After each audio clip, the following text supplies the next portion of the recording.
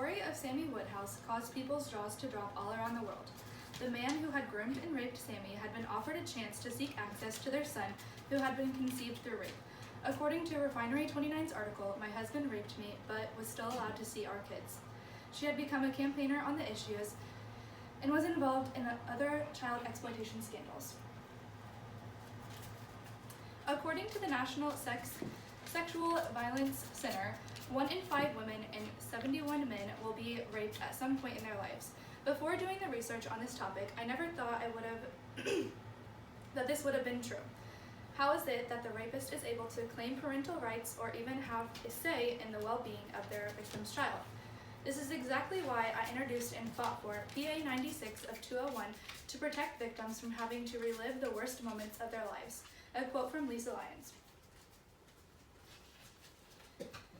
And so, these rights granted to a criminal are causing more and more rape-related cases involving parental rights to surface.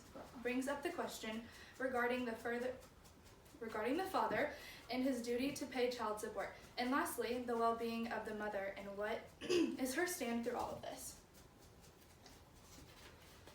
In order to ensure the safety of rape victims who conceive from their rapist, it is important that we touch on the problems, causes, and solutions of the law that is giving rapists the rights to parent their children that have happened to be the product of rape. The facts. Did you know that out of 1,000 rapists, 100 are reported, 30 face trial, 10 were jailed, and 2 were falsely accused? According to the Washington Post, women in 7 U.S. states can be legally forced to share custody of their children with their rapist, including Maryland, where an all-male panel failed on April 10th to pass legislation that would have allowed victims to have children from rape to block rapists' parental rights, a quote from Christiana Corbin on Fox News. First, the amount of rape-related cases involving parental rights of the rapist is increasing in numbers as the years go by. Over the last 2 decades, there have been 17,000 and 32,000 rape-related pregnancies every year. With the amount of babies born each year and the amount of rape-related pregnancies, this ends up being that 1% of pregnancies are that of rape. One case I found on the New York Post in its article, "Convicted Rapist Gets Joint Custody of Victim's Child," Amanda Woods, author of the article, states that a convicted sex offender who raped a Michigan woman when she was only 12 years of age, and the man had now been granted joint custody of the victim's 8-year-old son, according to the report. Second, if the father is granted custody of the said child, will the rapist have to in turn pay child support like other cases? USA Today touches on the same case that I talked about previously, but in USA Today, Liz Shepard touches on the problem of the father paying child support to the mother. The father was to be required to pay $346 a month in child support and have sufficient medical insurance. This rapist was awarded parenting time and joint custody. The address of the victim was given to the rapist after being granted these rights without her consent.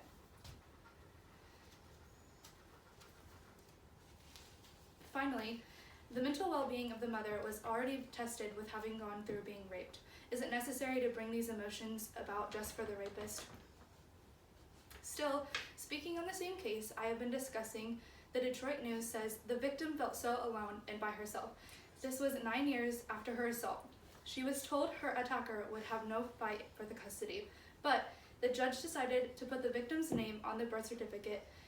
The victim then realized rights were being handed over to the man who had just raped her. After the man's short time in jail and the unnatural laws that protect men like him, he was granted 50-50 custody of their child and knocked her back into the constant fear that she once had of him. According to Fox News, there are currently 7 states without laws preventing rapists from gaining custody of the children conceived without consent.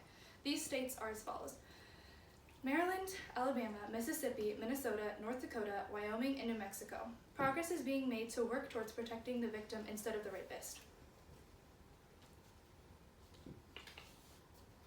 Prior to the passing of the Rape Survivor Protection Act, women who had been raped and had decided to keep their babies had to get consent from their rapist in order to give the child up for adoption, or if they were to raise the child, the rapist would be granted a custody battle.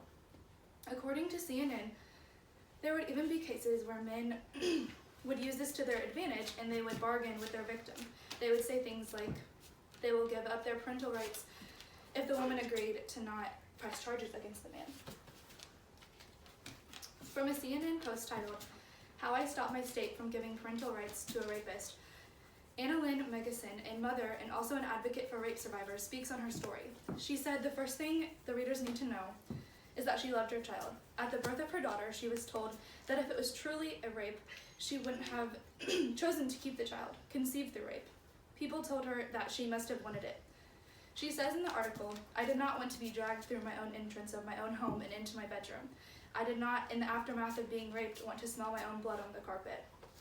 These were direct quotes from Anna Lynn. She was a single mother. She was receiving no child support and did not have a substantial amount of money that could potentially help her winning a court battle.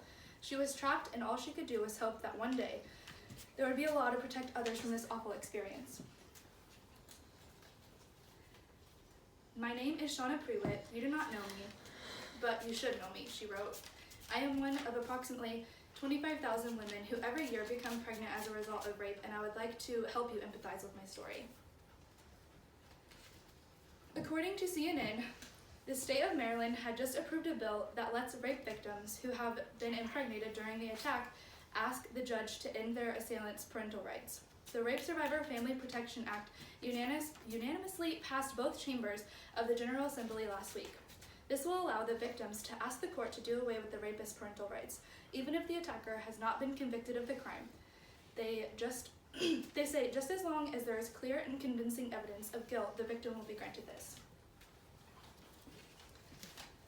The law does not require criminal convictions for repeat drug use or even child abuse.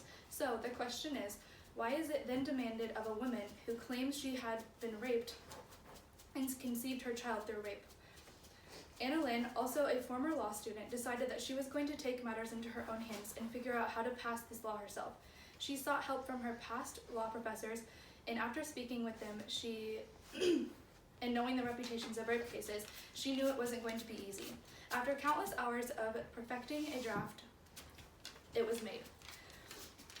And after that, it was left up to the people to support and carry her bill further. All of the trials and tribulations were worth it to Anna Lynn. Since this happening, Anna Lynn's persistence paid off, and now she was at peace knowing that other women who had endured the struggles that she had would never have to go through it again. But through this process, I learned that it truly takes one individual to stand up when injustice seems ordinary. A quote from Anna Lynn Megason. Whether a person is a mother or a rape survivor, no one should ever be put through what these women have been put through, as I had mentioned. The fact that this is a problem that people are having to deal with in America is a problem alone. There is no place for matters like this in a free country. This is a dilemma that has been going on for far too long. We have touched on the problems, causes, and solutions of rape-related pregnancy cases and what it is like for a woman to go through such a trial. There were questions that came about regarding the father and his duty to the child, and also the mother and her duty to the father of the child. Does she owe him this? Does he deserve to have this right? And in my opinion, no, he does not. Many people are working towards completely doing away with such laws allowing this, but is it soon enough? The national rape-related pregnancy rate is 5% per rape among victims reproductive age, aged 12 to 45. Among adult women, an estimated 32,101 pregnancies result from rape each year. Rape-related pregnancies occurs with significant frequency. It is the cause of many unwanted pregnancies and is closely linked with family and domestic violence. As we address the epidemic unintended pregnancies in the United States, greater attention and effort should be aimed at preventing and identifying unwanted pregnancies that result from sexual victimization. Don't stop it yet.